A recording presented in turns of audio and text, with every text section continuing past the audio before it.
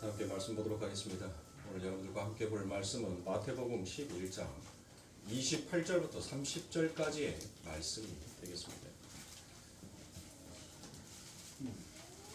마태복음 11장 28절부터 30절의 말씀 다 찾으신 줄 알고 제가 여러분들께 봉독하여 드리도록 하겠습니다. 수고하고 무거운 짐진 자들아 다 내게로 오라. 내가 너희를 쉬게 하리라. 나는 마음이 온유하고 겸손하니 나의 멍에를 메고 내게 배우라. 그리하면 너희 마음이 쉼을 얻으리니 이는 내 멍에는 쉽고 내 짐은 가벼움이라 하시니라. 아멘. 쉼이 있습니까? 라는 이 말씀을 가지고 오늘은 오랜만에 다른 음식을 여러분들과 함께 먹어보고자 합니다. 주일날 여러분들과 로마서의 말씀을 가지고 항상 이야기를 했었는데 절기 때라도 좀 다른 반찬, 다른 음식을 먹고자 합니다. 그러나 그 음식의 결론은 똑같더란 것이에요. 예수. 어떤 음식을 먹든지 간에 여러분들 우리들의 삶 가운데 공통점이 뭐예요? 어떤 음식을 먹든지 간에 우리들의 삶 가운데 우리가 이 세상을 살아가면서 어떤 음식을 먹든지 간에 배부르더라고요. 그 결론은. 그렇죠. 우리가 맛있는 음식을 먹든 맛없는 음식을 먹든 그 음식을 먹다 보면 우리가 한계치가 있더란 것이 성경의 말씀도 마찬가지예요. 우리가 어떤 말씀을 먹든지 간에 그 말씀의 결론은 항상 예수로 끝이 나게끔 되어 있습니다. 제가 오늘은 성찬도 있고 특송도 있고 너무 분주하게 달려오다 보니까 깜빡이고 교회 소식을 빼먹었습니다. 교회 소식이라 해봤자 매주 하는 말이니까 별로 그것은 중요한 것이 아닙니다. 그런데 일주일 만에 만난 여러분들, 서로 앞뒤 분들과 인사 나눈 이 시간이 가장 행복한 시간인데 그거에 빠져 있더라고요.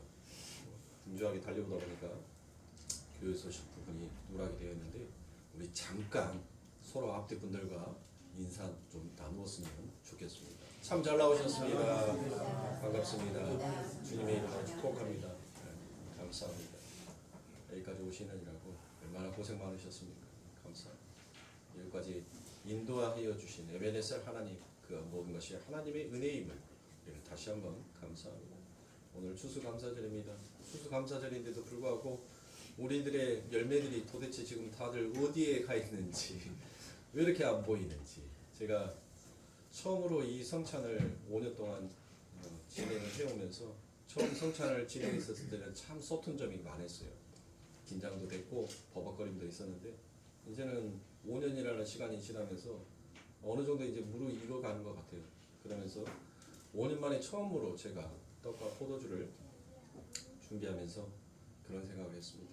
하나님, 내 뜻대로는 마옵시고 아버지의 뜻대로 하옵시되 하나님 이 성찬의 잔이 빈 잔이 없게끔 하나님 도와주시옵소서. 이 성찬의 잔이 하나님 이곳에서 가득 찰 수 있는 하나님의 축복이 하나님 이 교회에 임하여 주셨으면 하나님 감사하겠습니다. 하나님 내 능력으로는 할 수 없습니다. 그러나 하나님만 하실 수 있게 하나님 이 잔이 너무 많이 비어 있는 것이 마음이 아픕니다. 하나님 이 잔의 개수를 세고 있는 제가 너무나도 부끄럽습니다. 이 잔이 차고도 넘친다는 아버지 하나님의 말씀이 하나님 우리 교회에 하나님의 말씀으로 증거될 수 있게끔 해주세요라고 제가 5년 동안 성찬을 준비하면서 처음으로 오늘 그 마음이 들었습니다. 처음. 그러니까 하나님은 그 때가 있어야지 뭐를 주는 거예요? 국률의 마음도 주시는 거예요. 구하는 마음도 하나님의 그 때가 되어야지 그것도 생각나게 하는 거고 그거를 기도하게 하는 거예요. 여러분들 우리가 아무리 나 이렇게 해야지 저렇게 해야지 라고 해도 그게 우리의 뜻대로 되는 것이 아닙니다. 하나님께서 우리들의 마음에 그 마음을 주셔야지만이 우리가 그 뜻을 헤아리고 깨닫고 이루는 쪽으로 가게끔 되어 있어요. 자, 그러므로 우리 성도님들 앞뒤 분들과 잘 인사 나누셨고 성찬도 잘 참여하셨으니까 자, 성찬에 참여하신 분들은 여러분들의 형질과 기질이 전부 다 오늘 바뀌었어요. 오늘 여러분들은 나의 형질, 나의 기질로 오늘 이 자리에 앉아 계시는 분들이 아니라 바로 예수 그리스도의 성품, 그 예수 그리스도께서 가지고 계시는 그 인격으로 여러분들이 이 자리에 앉아 있는 줄 믿습니다. 그러므로 이 시간 하나님 앞에 그 시편의 다윗이 하나님을 영원히 찬송하리로다라는 그 찬송처럼 여러분들이 찬송하는 자의 모습으로 하나님 앞에 예배하는 자가 되기를 원합니다. 또 우리 추수감사절을 위해서 우리 성도님들 뭐 옛날처럼 발가락에 구멍 나서 빵꾸난 양말 신고 다니는 사람들은 없지만 그래도 이 겨울 따뜻한 그 따뜻한 온기를 발로서 느끼시라고 또 우리 이모 집사님, 이재 집사님이 또 우리 성도님과 나누고자 싶어 해서 준비들을 하였습니다. 따뜻하게 잘 신으시고 또 그 한 번씩 신으실 때마다 여러분들 하나님 앞에 감사하는 그리고 또 준비해 준 그 손길에게 더욱더 축복해 주셔서 하나님 저들을 더욱더 축복하시고 더욱더 부어주시사 내년에는 이것보다 더 좋은 선물로 준비할 수 있도록 하나님 더욱더 큰 은혜를 주세요라고 그렇게 기도하세요. 네, 감사합니다. 이렇게 축복하면 그 축복은 내게 돌아오는 거예요. 네, 내게 돌아오는 거. 자, 그러면 이제 말씀 들어갑니다. 제가 바쁘게 예배의 모든 순서들을 빨리 진행시켰던 것은 오늘의 말씀을 여러분들과 나누기 위함입니다. 시간은 정해져 있고 그 정한 시간만큼 이 원고를 다 끝내야 하기에 그리고 또 여러분들에게 말씀을 드리고자 싶어하는 그 마음에 바삐 준비를 하고 있으므로 여러분들이 잘 들으십시오. 자, 오늘 제목이 무엇입니까? 쉼이 있습니까? 라는 그와 같은 말씀입니다. 여러분들 이 추수감사절까지 달려오면서 여러분들의 삶 가운데 과히 쉼이 있으셨습니까? 오늘 본문에서 예수님은 수고하고 무거운 짐진 자들아 다 내게로 오라라고 그와 같이 얘기합니다. 그러면서 예수님께서 나의 쉼이란 바로 이것이다라고 얘기합니다. 예수님의 쉼이 뭐예요? 예수님의 멍에를 메고 예수께 배우면 무엇이 얻는다는 거예요? 근데 그 쉼이 어떤 쉼이라는 거예요? 육신의 쉼이 아니라 이 육체의 정욕의 쉼이 아니라 바로 마음의 쉼을 얻는다라고 얘기합니다.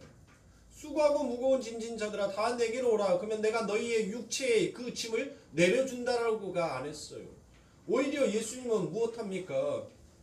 수고하고 무거운 짐진 자들아 다 내게로 오라라고 말씀하시면서 예수님께서 내 멍에를 메라라고 얘기해요. 내 짐을 지라라고 얘기합니다. 여러분들의 짐을 우리 예수님께서 내려주시는 것이 아니에요. 그 멍에를 벗겨주신 것이 여러분들 그 멍에를 없애주시는 것이 아니에요. 여러분들의 삶 가운데 그 멍에는 그대로 있습니다. 그런데 하나님께서 내게 배우고 내게 깨닫는 자는 무엇을 얻는다는 거예요? 너희의 마음의 쉼, 마음의 생각을 내가 바꾸어 놓겠다는 것이에요. 여러분들 우리가 어떤 일을 할 때 우리의 마음의 자세가 참 중요합니다. 나는 이것을 반드시 할 수 있다라는 그 마음으로 일하는 사람과 나는 이것을 해야만 한다라고 생각하는 사람의 차이는 여러분들 하늘과 땅의 차이입니다. 같은 것은 일을 하는데 똑같은 일을 하는데 그 일의 성과치와 결과치는 너무나도 확연히 차이가 나게 되어 있다. 그렇다면 우리는 정말 예수 그리스도를 믿음으로 인하여서 여러분들 과히 마음에 쉼이 있습니까? 아니면 도리어 무거운 짐을 오히려 더 짊어지고 계십니까? 이 질문에 대해서 답하기 위해 무거운 짐이 무엇이며 예수님의 멍에는 도대체 무엇인지를 한번 알아보고자 합니다. 예수님께서 말씀하신 그 당시에 수고하고 무거운 짐이 무엇인지를 알아야 하지만 그 전에 세상 모든 사람들이 전부 다 수고하고 무거운 짐을 지고 있다는 것도 우리는 알아야 합니다. 세상의 모든 사람들이 그 모양은 조금씩 다르지만 자기 인생이라는 무거운 짐을 한 짐씩 다 지고 가더란 것입니다. 흔히 이것을 우리는 고통, 총량, 일정의 법칙이다라고 얘기합니다. 여러분들 무슨 말이냐면 모든 사람들은 전부 다 똑같은 짐을 지고 있다는 뜻이에요. 그 무게의 차이가 있다라고 말하지만 여러분들 그 무게가 결국 똑같은 짐이더란 거예요. 짐.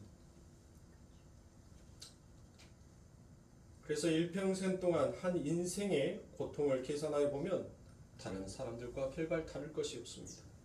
이 말이 왜 맞는 말인지 성경의 근거가 될 말이 하나 기록이 되어 있습니다. 시편 90편에 보니 인생이 70이요 강건하면 80이라도 그 일평생이 수고와 슬픔뿐이다라고 그와 같이 얘기합니다. 그 이유는 바로 무엇 때문입니까? 주님의 분노 중에 지나가기 때문이다라고 그와 같이 얘기합니다. 그러면 예수님께서 말씀하신 수고하고 무거운 짐은 과연 어떤 짐이다라고 말할 수 있겠습니까? 모든 사람들이 다 지고 가는 그런 수고와 슬픔이 아니라 바로 율법의 짐이더란 것입니다. 유대인들은 율법 곧 토라를 어깨 위에 짊어진다라고 그와 같이 표현을 합니다. 소가 멍에를 지듯이 율법이라는 멍에를 지기 시작하는 나이는 바로 그들의 나이 13세로 봅니다. 그래서 이 유대인들은 13세에 성년식을 합니다. 히브리인들은 게마트리아에 의하여서 13이라는 숫자를 하나라는 단어인 에하드 수와 값과 수 값이 일치한다라고 여겼습니다. 그래서 에하드라는 히브리어 자음의 단어의 값을 합하면 13이 되더란 것입니다. 이 생각에 근거하여 사람이 하나님과 하나가 될 수 있는 나이가 바로 13세로 보고 유대인들은 지금도 성년식을 13세에 치릅니다. 이때부터 그들은 바로 율법의 아들이다라고 그와 같이 얘기합니다. 이 성인식을 마칠 때 모든 사람들 앞에서 나는 이제부터 하나님의 율법을 내 어깨 위에 짊어지고 세상을 살겠다라고 그와 같이 고백을 합니다. 이렇게 율법을 짊어지게 된 사람은 죽어서도 그것을 벗어날 수가 없습니다. 왜 그렇습니까? 죽어도 그 율법의 영향을 받기 때문입니다. 어떤 영향을 받는 것입니까? 바로 하나님께서 하나님의 모든 말씀이 여러분들 결국 뭐예요? 율법이죠. 율법. 사람이 죽으면 어디로 돌아간다고 했어요? 흙으로 돌아간다는 것 또한 여러분들 그 말씀 또한 하나님의 율법이라는 것이에요. 히브리인들의 개념에 흙은 늘 부정으로만 여겼습니다. 그러므로 시체들 가운데서 이 부정한 부분이 모두 없어질 때까지 율법의 영향을 받으며 모든 사람의 모든 살이 다 썩어져 없어진 뒤에야 율법의 영향에서 벗어날 수 있었다라고 얘기합니다. 그래서 여러분들 이 이스라엘 민족들 그러니까 우리 예수님께서 여러분들 돌아가셨을 때 어떻게 하셨어요? 흙에다가 그 시신을 묻지 아니하고 여러분들 어디 했습니까? 돌 위에다가 그 시신을 올려놨죠. 흙은 그들에게 있어서 부정의 상징으로 여겼던 것이에요. 그렇게 해서 돌 위에 그의 시신을 올려놓고 여러분들 거기는 기후가 우리나라의 기후와는 달라요. 굉장히 시신의 부패가 빨리 이루어집니다. 빨리 썩는단 말이에요. 그래서 그 시신의 살이 전부 다 여러분들 소멸되어지고 이제 뭐만 남습니다. 6월 뼈만 남게 되면 여러분들 그 뼈를 어떻게 해요? 땅에다 묻지 아니하고 바로 돌아간 손조들 그 위에 그 뼈를 올려놓습니다. 그렇게 함으로 인해서 이 영혼이 누구에게로 돌아간다? 바로 선조에게 돌아간다라는 그와 같은 생각으로 그들은 흙에다가 시신을 묻지 않았습니다. 그러니까 선조 위에 무덤 위에다가 또 무덤을 올리는 거예요. 그러니까 여러분들 이 이스라엘 같은 데 가면 저는 한 번도 안 가봤어요. TV에서만 연실 보는데 무덤 관 위에 관이 있고 관 위에 또 관이 이렇게 여러 겹으로 이렇게 쌓여져 있는 것들이 바로 그 이유인 것이에요. 이들은 흙을 부정한 것으로 생각하였기 때문에 사람이 흙으로 돌아가면 영원히 돌아올 수 없고 하나님의 저주로 떨어질 수밖에 없다고 그들은 믿어왔던 것입니다. 자,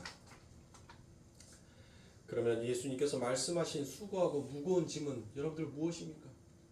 이들은 이 율법 안에 매여 있기 때문에 여러분들 무엇했어요? 죽는 그 순간까지 우리는 율법에 의해서 자유할 수 있는 자가 못 된다라고 얘기를 했단 말이에요. 죽어서 그 시신의 살이 다 썩어져 6월만 뼈만 남아 있었을 때 드디어 그 율법에서 해방될 수 있다. 마음의 쉼을 얻을 수 있다라고 그들은 믿어왔단 말이에요. 그런데 예수님께서는 무엇을 얘기합니까?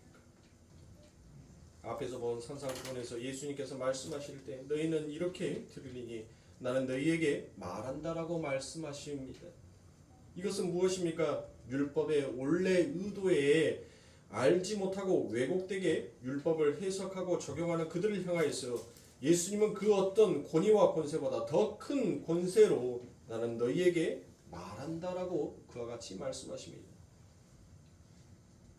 그러므로 예수님만이 수고하고 무거운 짐을 해결하실 수 있는 진정한 참된 분이심을 예수님께서 말씀하십니다.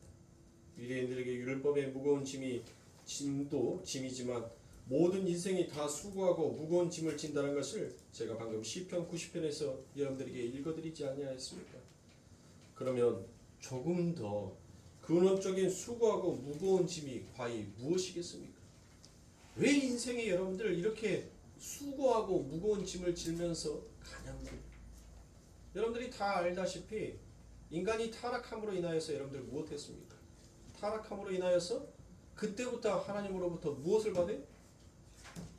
너희들은 평생 수고와 고통의 삶을 살 것이다라는 그 율법의 말씀이 떨어집니다. 어디에서요? 창세기 3장이죠. 창세기 3장 16절부터 19절의 말씀에 보니 인생은 수고하여야 살게 된다라는 하나님의 말씀이 떨어집니다. 여자는 아이를 낳는 고통으로, 해산의 고통으로, 남자는 땀을 흘려야 그 땅의 소출을 먹을 수 있는 고통으로 그와 같이 인생을 살게 되더라는 것입니다. 그런데 결국 그 모든 고통의 힘듦의 삶을 사는데 너희는 어디로 돌아간다고요? 너희는 흑인이 흙으로 돌아간다라는 것입니다. 왜 이렇게 된 것입니까? 무엇 때문에 이렇게 된 것입니까? 이들의 마음에 여러분들 어떤 마음이 들어간 거예요? 욕심이라는 죄의 마음이 들어간 것입니다. 여러분들은 삶 가운데 있어서 지금 부족한 것이 없을 거예요. 아마 내 삶을 되돌아보면 여러분들 모든 것이 넘침의 감사로 돌아올 것입니다. 그런데 왜 내 마음속에서는 늘 쉼이 없습니까? 여러분들의 그 욕심이 여러분들의 마음에 쉼을 얻지 못하게 합니다. 내가 입을 옷이 없습니까? 내가 먹을 음식이 없습니까? 여러분들, 우리들에게 모든 것들이 다 주어졌음에도 불구하고 우리는 이 땅에서 쉼을 얻지 못하는 것이 바로 무엇 때문입니까? 육신의 종욕, 안목의 종욕, 이생의 자랑이 나를 바로 그 멍에로 나를 눌러버리고 있으니까 우리는 그 안에서 자유할 수가 없는 거예요. 어느 누구도 여러분들 이 육신의 종욕, 안목의 종욕, 이생의 자랑에서 자유할 수 있는 자가 아무도 없더란 것이에요. 자꾸 우리는 여러분들 내 삶 가운데 잠시 만족하는 것 같아 보이지만 결국 돌아서면 여러분들 무엇하더란 거예요? 나보다 더 나은 자의 삶을 늘 로망하며 그들을 바라보면서 하나님 앞에 그와 같은 기도를 합니다. 하나님, 내 소원은, 내 뜻은 바로 하나님 이렇게 되기를 원하옵니다. 이렇게 이루어지기를 원하옵니다. 그런데 하나님은 그 기도에 대한 응답조차도 하여 주시지 않습니다. 때로는 무심한 하나님인처럼 보입니다. 그러나 그 하나님의 일하심의 그 끝을 보니까 하나님이 존귀하신 하나님이라는 그 증거를 하나님께서는 우리 인생 가운데 드러내고 나타내더라는 것이에요. 지금 저와 여러분들이 정말 예수 그리스도께서 수고하고 무거운 짐진 자들아 다 내게로 오라 내가 너희를 쉬게 하리라라는 것은 바로 우리 예수님이 무엇하셨다는 거예요. 그 십자가에서 육신의 종욕, 안목의 종욕, 이생의 자랑을 전부 다 파하여 버리셨다는 것이에요. 그 모든 것들을 너희들의 삶 가운데 더 이상 짐이 되지 못하게끔 욕심과 욕망의 눈을 우리 아버지 하나님께서 그 눈에 마치 비닐을 벗겨내듯이 제거하여 버리셨다는 것입니다. 그것을 믿는 성도는 무엇을 얻는다는 것이에요? 마음의 쉼을 얻는다는 것입니다. 왜요? 내 삶 가운데 무엇을 하니까 하나님 이만큼이라도 주셨음에 감사합니다. 내가 이만큼이라도 살 수 있음에 감사합니다. 내가 이만큼이라도 누릴 수 있음에 감사합니다. 하나님 모든 것이 감사입니다. 그와 같이 고백하게 됩니다.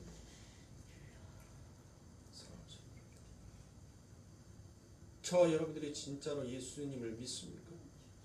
저와 여러분들이 정말 예수 그리스도께서 십자가에서 그 처절하게 엘리엘리 라마 사막달리 하면서 돌아가셨던 그 예수님, 여러분들 자꾸 감성에 치우쳐서 감성적인 종교 생활을 하지 마시란 말이에요. 여러분들은 종교인이 아닙니다. 종교인은 세상 사람들을 가르쳐서 말을 하는 거예요. 여러분들은 종교인이 아닙니다. 왜 종교적인 활동, 종교적인 생활로 여러분들의 인생을 고달프게 만드셔 가십니까? 정말 우리가 예수 그리스도로의 그 다 이루셨다라는 말씀을 진짜 우리가 확고하게 믿고 있다면 우리들의 삶 가운데 무엇하다는 것이에요? 마음의 쉼을 얻는다는 것입니다. 그러나 아무도 여러분들 아무도 하나님의 말씀을 믿는 자가 없고 그 하나님의 말씀을 깨닫는 자도 없고 그 하나님의 말씀을 듣는 자도 없었다라고 성경은 얘기합니다. 로마서에서는 여러분들 더욱더 명확하게 의인은 없나니 하나도 없다라고 말씀하실 정도입니다. 그러니 사랑하는 성도님들, 우리들의 삶 가운데 쉼이 있다는 것은, 쉼을 얻는다는 것은 여러분 어찌 보면 이 노아의 시대와 같지 않냐입니까? 여러분들 이 노아가 태어나기 전까지 거의 1000년에 가까운 인생을 살아왔습니다. 그런데 1000년에 가까운 그 인생을 살아왔던 그들의 삶을 보세요. 어느 누구도 성경에 기록되어 있는 자들이 그 육신의 짐을 내려놓고 평안하고 안전하고 안식된 삶을 살았다는 말씀이 없더란 것이에요. 심지어 노아를 보세요. 수고하고 무거운 짐진 자들아 다 내게로 오라 내가 너희를 쉬게 하리라라는 이 말씀을 가지고 여러분들 노아를 가지고 얘기들을 많이 합니다. 그런데 노아의 삶을 보세요. 노아는 하나님으로부터 은혜를 입었다라고 얘기합니다. 그런데 노아의 그 인생의 삶을 보세요.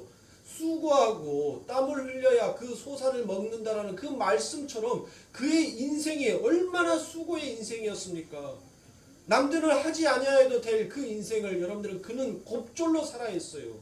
남들은 먹고 마시고 장가가고 시집가고 그와 같은 세상 가운데 인생의 그것을 목적으로 부함을 목적으로 안식을 목적으로 쾌락과 즐거움과 평안을 목적으로 살아왔던 그 인생들 가운데서 노아는 하나님의 은혜를 입어서 또 다른 인생을 이 세상 가운데서 한 번 더 살아야 했던 것이에요.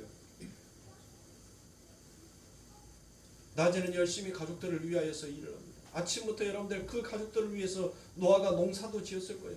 그런데 시간이 나면 남는 그 틈마다 노아는 하나님의 말씀대로 방주 또한 지어야 했습니다. 얼마나 힘들고 얼마나 고달픈 인생입니까?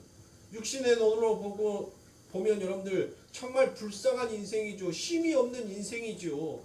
그런데 하나님께서는 그 노아의 이름을 주었었을 때 그 노아의 이름의 뜻이 바로 무엇입니까? 바로 네가 안식이요 쉼이다라는 것이었어요. 그 노아의 이름의 뜻이 하나님께서는 우리가 생각하고 있는 그 쉼과는 전혀 반대를 급부로 일을 하시라는 것입니다.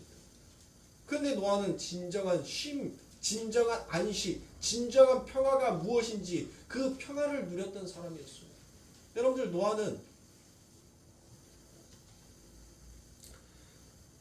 노아는 분명 자기의 조상으로부터 그 이야기를 들었을 거란 말이에요. 1000년을 살아왔던 시대지 않습니까? 자, 창세기 5장 28절부터 32절까지 보면 라멕은 812세에 아들을 낳고 이름을 노아라 하여 이르되 여호와께서 땅을 저주하심으로 수고하게 일하는 우리를 이 아들이 아니하리라 하였더라. 라멕은 노아를 낳은 후 595년을 지내며 자녀들을 낳았으며 그는 777세를 살고 죽었더라. 노아는 500세 되던 후에 셈과 함과 야벳을 낳았다라고 그와 같이 얘기합니다. 타락한 인생들이 1000년을 가까이 살았지만 여호와께서 땅을 저주하심으로 얼마나 수고로운 삶을 살았는지 모릅니다. 그런 수고로운 삶 가운데 하나님께서 이제 아들의 아니라라고 해서 라멕이 아들을 낳고서 노아라라고 그 이름을 지어주십니다. 창세기 시작된 지 얼마 안 돼서 하나님께서 다시 무엇을 주신다는 것입니까? 그들에게 쉼을 주시겠다는 것입니다. 즉 창세기가 시작한 지 얼마 안 되어 쉼을 사모하고 있었다라는 것입니다. 노아 홍수 때에 대한 이야기를 족보에 따라 제가 여러분들에게 말씀드린 적이 있습니다. 그때 말씀드리지 않았던 내용인데 아담이 몇 대 손까지 함께 살았겠습니까? 바로 나이를 계산해 보면 아담이 셋을 낳아 나이가 130입니다.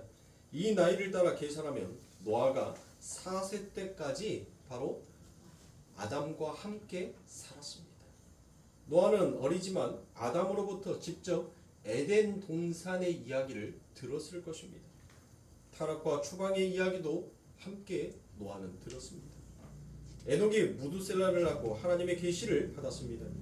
그것은 무두셀라가 죽으면 세상에 심판이 온다라는 그와 같은 내용이었습니다. 이것은 신약의 유다서에서 나오는 내용입니다. 그래서 에녹이 65세에 무누셀라를 낳고 하나님과 300년을 동행하다가 하늘로 데려감을 받습니다. 무드셀라는 라멕을 낳고 라멕이 노아를 낳았으며 하나님께서 안식 주시기를 원한 것입니다. 무드셀라 나이를 계산해보니 노아 600세 되던 해가 되더라는 것입니다.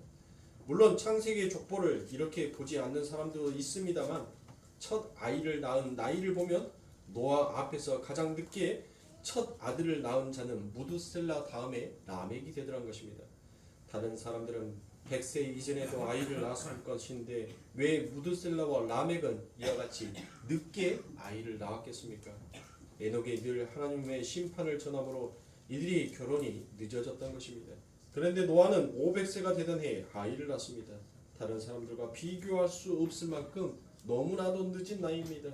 그의 아버지 라멕이고 그의 할아버지는 무드셀라입니다. 증조 할아버지는 누구이겠습니까? 에녹이겠죠. 노아는 에녹을 보지는 못하였습니다. 에녹을 하나님께서 데려가심으로 인하여서 무드셀라나 라멕은 하나님의 심판을 더욱더 그들의 삶 가운데 생각하면서 그 인생을 살았습니다. 그래서 노아 역시도 여러분들 그의 인평생의 삶에 무엇을 집중하면서 살았겠습니까? 바로 심판을 집중하면서 살았습니다. 여러분들 맹모 삼천직유라는 말이 있습니다. 아이가 장사하는 소굴에 들어가니까 여러분들 무엇 하더란 거예요? 골라 요 얘기를 하더란 거예요. 아이가 예? 골라 요 얘기를 하더란 것이에요. 아이가 어디에서 사느냐 어떤 소리를 듣고 사느냐에 따라서 그 아이의 여러분들 그 아이의 일평생에 살아가는 그 자아 형성이 이루어지더란 것이에요. 여러분들 우리가 인생의 첫걸음이 굉장히 중요하다는 말을 하죠. 우리의 사회의 첫 경험이 굉장히 중요하다는 말을 합니다. 내가 이 사회의 첫 발을 어디에 디뎌서 어디에서 돈을 버느냐에 따라서 그 인생이 좌우될 만큼 여러분들 굉장히 중요합니다. 그래서 인생에 있어서 첫걸음이 항상 중요하다는 것입니다. 자, 이 노아는 여러분들 이 무드셀라와 라멕을 통하여서 여러분들 계속 그는 무슨 얘기를 들었을 것입니까? 그에게 직접적으로 얘기를 하지는 않았지만 그들의 얘기는 늘 심판하시는 하나님, 그 심판의 하나님을 늘 그들은 듣고 깨달았을 것입니다. 그러므로 노아 역시도 여러분들 무엇을 한 겁니까? 그 심판을 준비하더란 것입니다. 그런데 마태복음 24장 37절부터 39절에 가니까 너 때가 같이 인자의 임함도 그러하리라라고 얘기합니다. 홍수전에 노아가 방주에 들어가던 날까지 사람들이 먹고 마시고 장가들고 시집가고 있으면서 홍수가 나서 그들을 다 멸하기까지 깨닫지 못하였으니 인자의 임함도 이와 같으리라라고 이와 같이 말씀하시는 것입니다. 보세요. 오늘 이 시대를 살아가고 있는 하나님의 백성이라고 하는 자들이 전부 다 하나님을 믿으면서 여러분들 무엇에만 급급하며 살아가더란 것이에요. 어떻게 하면 내 삶 가운데 돈을 많이 벌어서 넉넉하게 먹고 마시고 장가갈까를 늘 여러분들 생각하고 살아가더란 것입니다.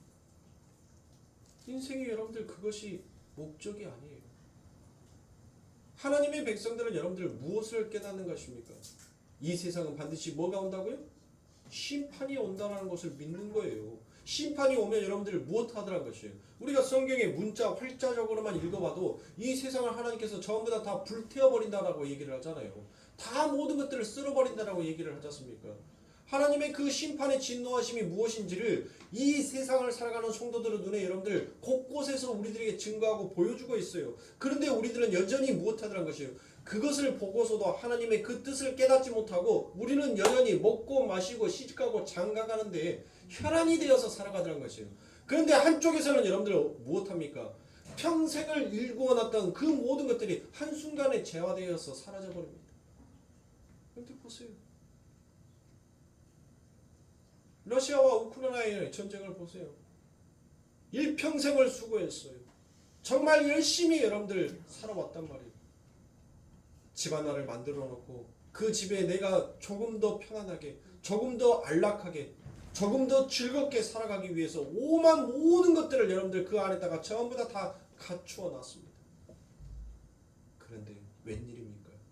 어느 날 한순간에 날아오는 그 포탄 하나가 내 평생 일구어 놨던 것을 함나체로 만들어 버리더라고요.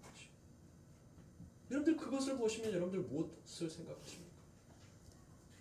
우리의 인생이 마치 그와 같다는 것이에요. 그래서 성도는 좀도 들지 아니하는 도적이 없는 곳 요건한 내 아버지 하나님은 나라의 나의 창고에 그 보화를 그 보물을 쌓는 자라라고 얘기했습니다. 그거는 여러분들이 뭔 말이에요? 교회에다가 헌금 많이 하면 그것이 하늘에 쌓인다는 말입니까? 그거는 예수가 어떤 분이신지 몰랐던 60년대, 70년대 정말 신학의 책이 무엇인지 몰랐던 그런 분들의 해석이고, 여러분들 우리들이 늘 예수를 이 삶 가운데서 의지하고 예수를 바라보는 것이 그게 상급이에요. 그것이 하늘에 쌓이는 거예요. 그것은 어느 누구도 여러분들 어떤 도적도 해할 수가 없다는 것입니다. 우리가 이 인생을 살아가면서 그 심판이 무엇인지를 안다면 우리는 무엇하더란 것이에요? 자꾸 하나님 앞에 뭐예요? 하나님 내 삶 가운데 만족함이 없어집니다. 감사가 사라졌습니다. 하나님 내 삶 가운데 방향성이 질서가 무너져 버렸습니다. 하나님 어쩌면 좋습니까? 내 삶 가운데서 이 모든 것들이 있음에도 감사가 나오지 않습니다. 하나님 내 삶 가운데 모든 것들이 주어졌음에도 하나님 내가 하나님 앞에 고마워할 줄 모릅니다. 하나님 이 모든 것들이 너무나도 당연하게만 여겨왔던 저를 하나님 어떻게 합니까? 이 마음의 질서가 무너져 버린 저를 하나님 불쌍히 긍휼히 여겨 주시옵소서라고 여러분들 그렇게 하나님을 찾을 때 여러분들 그 하늘의 상급이 그 하늘에 쌓이게끔 되어 있는 것입니다. 그것이 바로 이 땅에 무엇을 깨닫는 것이요? 바로 이 땅에 심판이 임함을 깨닫고 아는 자들이라는 것이에요. 그런데 보세요. 한쪽에서는 여러분들 그 포탄이 떨어져서 내 부모가 내 형제가 내 자식이 죽어가고 있어요. 나의 모든 일궈왔던 그 모든 것들이 한순간에 재가 되어서 전부 다 사라지고 있어요. 그런데 지구 반대편에서는 어떤 일이 일어나고 있습니까? 전부 다 먹고 마시고 시집가고 장가가고 자신의 즐거움과 자신의 쾌락을 위해서 살아가고 있더란 것이에요. 바로 예수님께서는 그 말씀을 하시는 것입니다. 내가 이 땅에 반드시 올 건데 언제 이마에 올지는 모르겠지만 내가 이 땅에 올 때 이 모든 것들을 전부 다 못하겠다는 거예요. 다 노아의 홍수처럼 그렇게 다 쓸어버리겠다는 것입니다. 그럴 때 여러분 무엇이 남겠습니까? 여러분들에게 뭐가 남겠냐고요.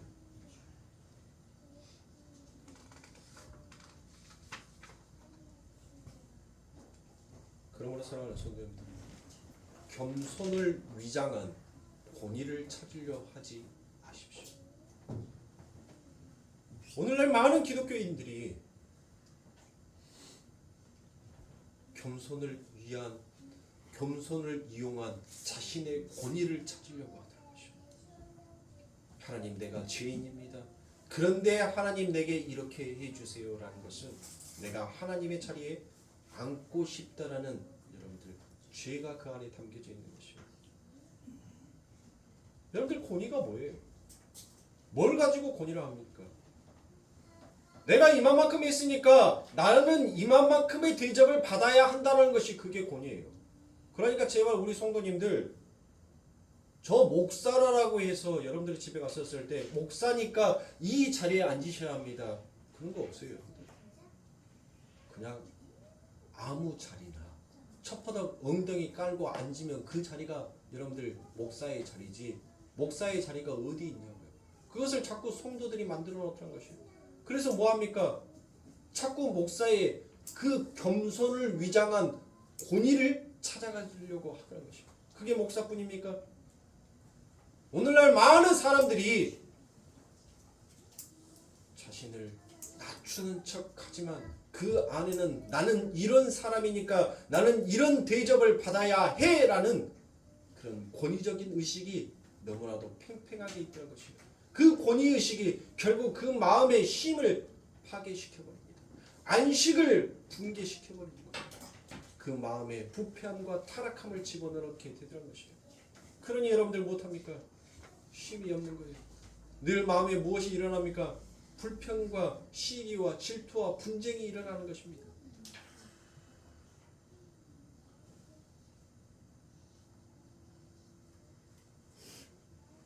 그러면 예수님께서 힘을 주시겠다는 과히 그 멍에는 무엇이냔 말이에요.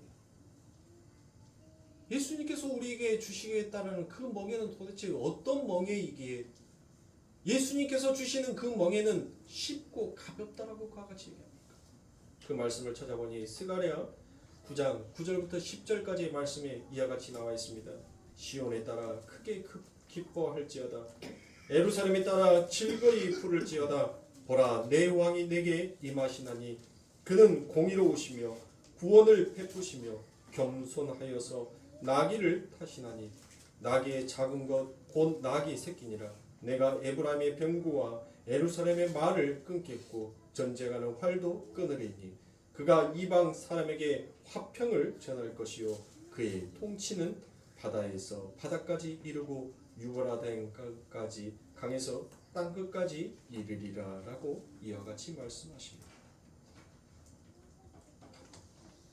우리 예수 그리스도께서 우리들의 삶 가운데 마음의 쉼을 얻지 못하는 이와 같은 우리들의 마음을 예수님의 마음으로, 예수님의 성품으로, 예수님의 인격으로, 예수님의 생각으로, 예수님의 뜻으로 전부 다 바꾸어 버리더라는 것이요. 그러니 사랑하는 성도님들, 겸손한 척하면서 대접받으려고 하지 마세요. 우리가 왜 예수님보다 더 대접받아야 합니까? 내가 왜 예수님의 십자가보다 여러분들 더 위대하다라고 더 권위의식을 찾으려고 합니까? 우리 예수님은 진짜 겸손이 무엇인지를 이 땅에서 보여주셨던 분입니다. 위장의 겸손이 아니라 진짜 하늘의 겸손이 무엇인지를 그 예수님께서는 이 땅에 보이셨어요. 많은 대제사장들, 많은 서기관들이 그와 같은 예수 그리스도의 모습을 보면서 무엇했습니까? 시기하고 질투했습니다. 왜 시기하고 질투했습니까? 자신들이 지금까지 해왔던 것이 진짜 겸손이었고 진짜 사랑을 하는 그 하나님의 율법의 토라라고 믿어왔는데 그들의 모든 행위가 예수님의 말씀 앞에서 반박할 수 없는 거짓말로 드러나 버리니 더욱더 그 예수님을 죽이고자 싶어한 것입니다. 그게 바로 죄에 대한 폭로예요. 죄에 대한 심판인 것입니다. 그것이 바로 하나님의 바로 십자가 안에 담겨져 있는 역설적인 비결이라는 것이에요. 하나님께서는 그 하나님의 십자가를 통해서 우리의 죄를 폭로시킵니다. 우리의 부끄러움을 폭로시켜요. 그리고 진짜 겸손이 무엇인지, 정말 작은 나귀로서 감사할 수 있음이 무엇인지를 하나님께서는 바꾸어 놓으시더라는 것입니다.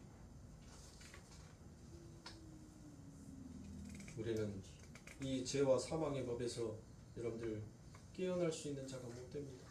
그러나 예수 그리스도께서 우리를 죄와 사망의 법에서 깨게 하시고 이제 영원한 생명의 성령의 법으로 우리를 인도하여 주셨습니다. 이것을 믿습니까? 사랑하는 성도 여러분들의 삶 가운데 무엇을 추수하기 위해서 그렇게 쉼없이 분주하게 달려오셨습니까? 여러분들 죽으면 그걸로 끝이에요.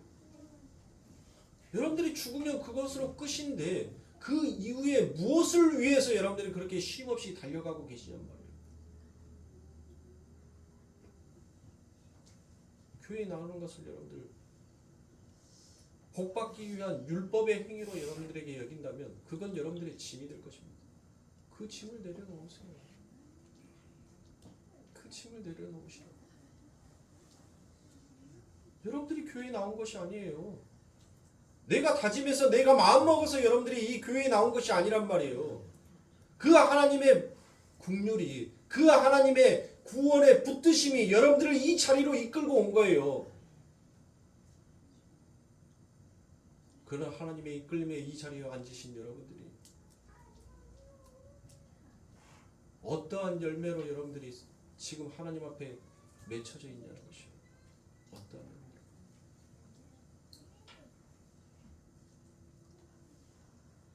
왜 여러분들의 마음속에서 쉼이 없는지 여러분들 잘 생각해 보세요. 뭐 때문에 쉼이 없는지. 여러분들 마음의 생각을 바꾸세요. 마음의 생각을 바꾸면 여러분들의 인생의 방향도 바뀌어지게끔 되어 있어요. 인생의 방향이 바뀌어져야지만이 여러분들 진정한 구원을 받을 수 있는 것입니다. 나는 안 돼, 나는 못해. 여러분들의 생각이 예수님의 생각을 뛰어넘으려고 하지 마시란 말이에요. 내 생각이, 예수님의 생각이 내 생각보다 먼저 되기를 원합니다라고 고백하세요. 안 되는 것을 되게끔 할 수 있는 분이 바로 우리 하나님 아닙니까? 그래서 우리가 그 하나님을 전능하신 하나님이다라고 믿고 기도하는 거 아닙니까? 해보도 안 하고 난 안 돼, 나는 못해. 내 생각이, 내 의지가 그 하나님의 일하심을 막지 말란 말이에요, 여러분.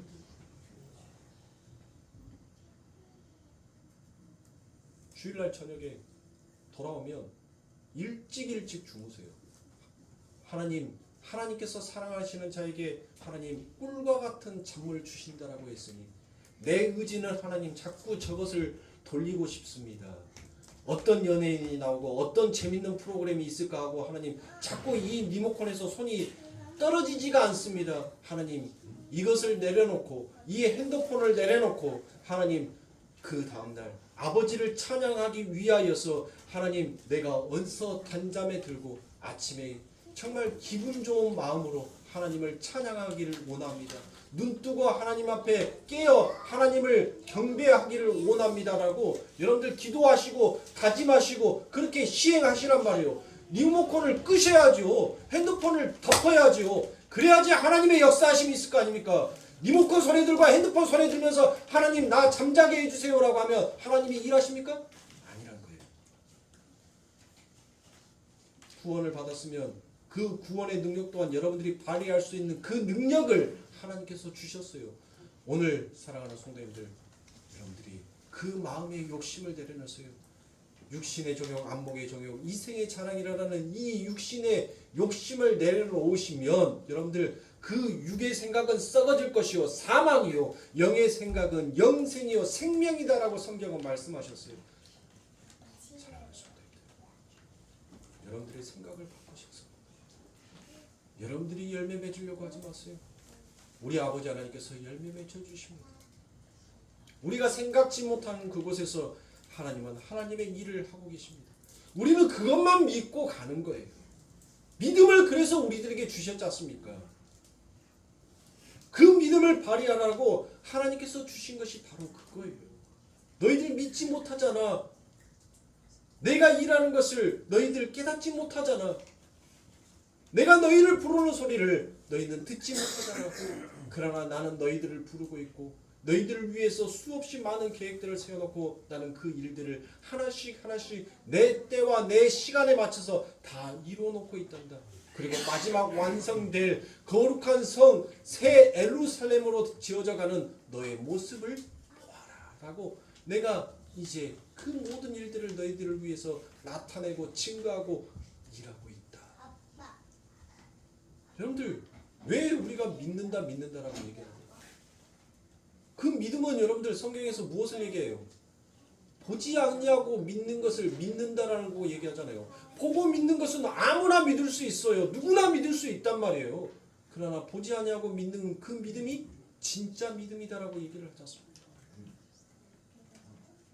우리에게 마음의 힘을 주시기 위해서 그 예수 그리스도께서 십자가에 죽으시고 다 이루셨다라는 그 말씀을 우리는 보지 못하였지만 그 하나님의 말씀을 믿는다라고 고백하였지 않습니까?